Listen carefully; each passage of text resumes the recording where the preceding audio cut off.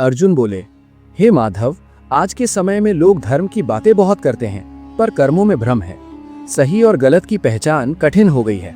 श्री कृष्ण मुस्कुराए और बोले, पार्थ, जब मनुष्य भीतर से भटकता है तब बाहर सब कुछ उल्टा दिखाई देता है।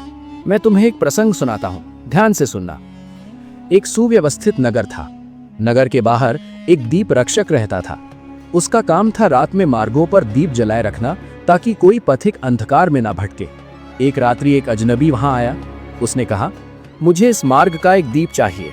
दीप रक्षक चौंक गया, बोला, ये दीप मेरे नहीं है, नगर की संपत्ति है, बिना अनुमति मैं कुछ नहीं दे सकता। अजनबी बोला, तो नगर प्रमुख से पूछाओ, जब तक तुम लौटो मैं इन सभी दीपों की रक्षा करूंगा। यदि वचन तोड़ा तो मेरा नाम ही मिट जाए।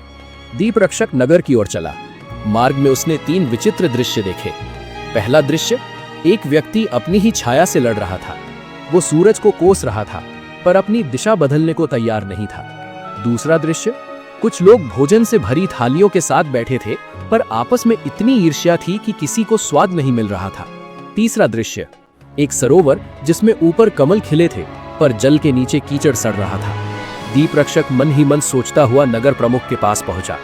नगर प्रमुख ने दीप रक्षक की पूरी बात सुनी, अजनबी की शपथ भी और मार्ग के तीनों दृश्य भी। फिर वे बोले, जो तुमने पहला दृश्य देखा, एक व्यक्ति अपनी ही छाया से लड़ता हुआ, वो उस मनुष्य का प्रतीक है जो अपने दोष दूसरों पर डालता है। वो स्वयं नहीं बदलता, बस परिस्थितियों को दोष देता है। उन्होंने आगे कहा, दूसरा दृश्य, भोजन से भरी थालियां और मन में ईर्ष्या, ये उस समय का संकेत है जब गलत मार्ग से कमाया गया धन संतोष नहीं दे पाता। साधन होते हैं पर शांति नहीं। फिर तीसरे दृश्य का अर्थ बताया, ऊपर से सुंदर कमल और भीतर सड़ता कीचड़, ये उन लोगों का प्रतीक है जो बाहर से पवित्र दिखते हैं, पर भीतर स्वार्थ और कपट छुपाए रहते हैं।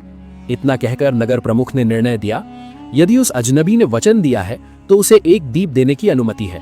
दीप रक्षक लौट कर आया तो देखा, अजनबी सच में सभी दीपों की रक्षा कर रहा था। उसने कहा, नगर प्रमुख की आज्ञा है, तुम एक दीप ले सकते हो।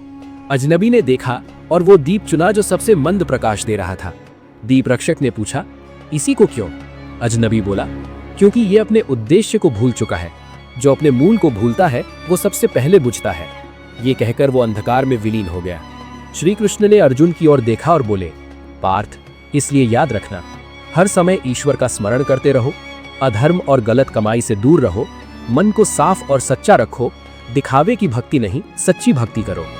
जो भगवान को नहीं स्वयं को ही सर्वोपरि मानता है, वही सबसे पहले बुझता है। अर्जुन का मन शांत हो चुका था। वन में मौन छा गया।